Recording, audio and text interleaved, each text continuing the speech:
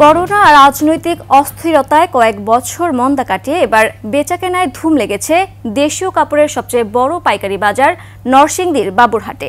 রমজানের আগে থেকেই বেড়েছে পাইকারদের আনাগোনা। রোজার শুরুর পর বেচাকেনায় ব্যস্ত সময় পার করছেন ব্যবসায়ীরা। অন্য বছরের তুলনায় বেচাকেনা বেশি হওয়ায় খুশি তারা। নরসিংদী প্রতিনিধি মাখন দাসের তথ্যছবিতে ডেস্ক রিপোর্ট। ঈদুল ফিতর সামনে রেখে দিনরাত ব্যস্ততার সীমা নেই শেখেরচর বাবুরহাট পাইকারি বাজারের ব্যবসায়ীদের।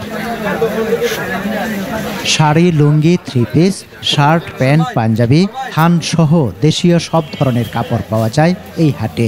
অন্য সময়ে প্রতি হাটে গড়ে 1.5 থেকে 200 কোটি টাকা বিক্রি হলেও এবার ঈদ সামনে রেখে বিক্রি দাঁড়িয়েছে 1000 কোটি টাকার উপরে। অনেক দূরে দূরে পাঠিয়ে তো তাই আমাদের শেখার মধ্যে ভালো মেশা কিনা ভালো আছে, ভালো কাপড়, নতুন নতুন ডাইন থেকে মাল আসে। ইন্ডিয়ান কালেকশন আছে, আমাদের দেশি প্রোডাক্ট আছে, পাকিস্তানি কালেকশন আছে। কম দামে ভালো কাপড় নিতে নানা প্রান্ত থেকে বাবুরহাটে আসেন ব্যবসায়ীরা। এবার বেচাকেনা কয়েক গুণ বেড়েছে বলে জানান তারা।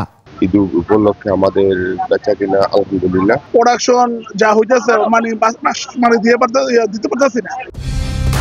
কালার এক্সপার্ট, জর্জ স্যাপ এবং মাইল্ড অন হ্যান্ডস টেকনোলজি সমৃদ্ধ অরিক্স ক্রিস্টাল ওয়াশ আপনার লন্ড্রি এক্সপার্ট।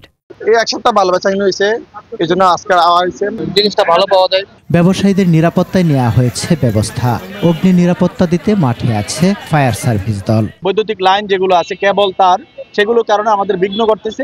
এই বিষয়গুলো যে কিভাবে তারা মেরামত করে নতুন ভাবে কার্যক্রম শুরু করবে তার জন্য আমরা নির্দেশনা দিয়েছি। বাজারের ব্যবসায়ীর জন্য আমরা সুবিধা দিয়ে যেতে রমজান মাস আমরা তারা বাড়াইছি। প্রাচ্যের ম্যানচেস্টার খ্যাত শেখেরচর বাবুরহাটে দেশীয় কাপড়ের পাইকারি দোকানের সংখ্যা প্রায় 5,500। সপ্তাহে 3 দিন বৃহস্পতি, শুক্র ও শনিবার হয় বেচাকেনা।